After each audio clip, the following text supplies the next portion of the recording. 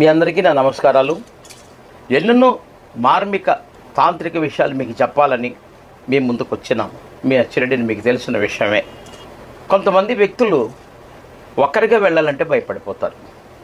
చిన్నపిల్లలను కాదండి, college students కావచ్చు, ఉద్యోగస్తులు కావచ్చు, వ్యాపారస్తులు కావచ్చు, ఎవడో ఒకడు తోడుగా ఉంటేనే మాత్రం బాహ్య ప్రపంచంలోకి వెళ్ళగలుగుతుంటారు.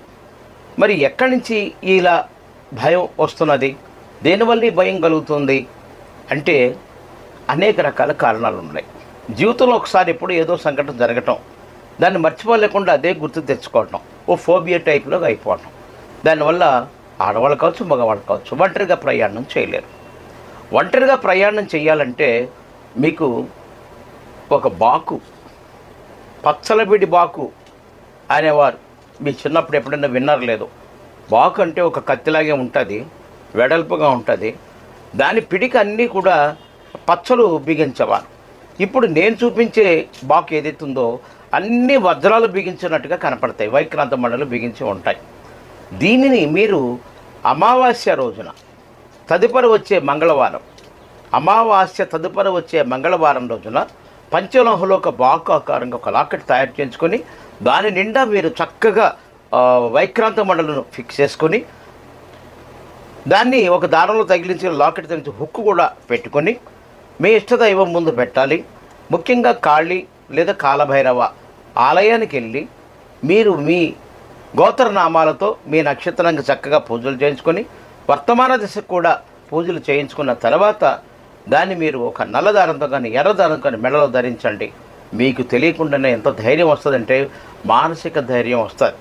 సింగిల్గా ప్రయాణం చేస్తారు, ఎలాంటి వాడితోనే ఢీకొనే శక్తి సామర్థ్యాలు కలిగి ఉంటారు. కాబట్టి మిమ్మల్ని చూసి ఎదుటి వాళ్ళు భయభ్రాంతులు కలిగించే విధంగా ఉంటుంది. కాబట్టి ఇటువంటిది ప్రతి మనిషి దగ్గర ఉండటం చాలా మంచిది. ఒక భయపడే వాళ్ళ దగ్గర కాదండి. దీనివల్ల భూత ప్రేత పిశాచ బాధలు ఉంటాం.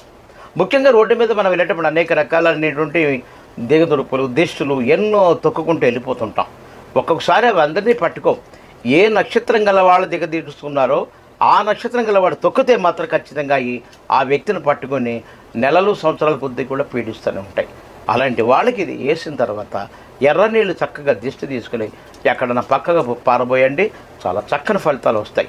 మరి ఈ అంశం మీకు నచ్చినట్లయితే మా ఛానల్కు సబ్స్క్రైబ్ చేయండి, లైక్ చేయండి, షేర్ చేయండి, కామెంట్ చేయండి. ఇప్పుడు నేను తయారు చేసినటువంటి బాకుని మీకు నేను చూపెడుతున్నాను. ఇది చాకులాగే ఉంది కానీ దీన్ని బాకు అంటారు, వెడల్పుగా ఉన్నది. దీనికి అన్ని చూసారా రత్నాలు బిగించబడ్డాయి.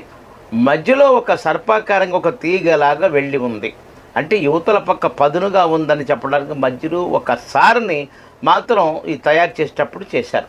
ఇది ముఖ్యంగా అమావాస్య తర్వాత మంగళవారం తయారు చేసుకొని ఇష్టదైవాలు పెట్టి ధూపదీప నైవేద్యాలు సమర్పించుకొని చక్కగా ఇది మెడలో ధరిస్తే మీకు మానసిక ధైర్యం బాగుంటుంది, గుండె ధైర్యం బాగా పెరుగుతుంది. ఎలాంటి సమస్యను ఢీకొనే శక్తి సామర్థ్యాలను మీరు పొందడానికి అవకాశం ఉంటుంది. All the best. నమస్తే, మీ అచ్చిరెడ్డి.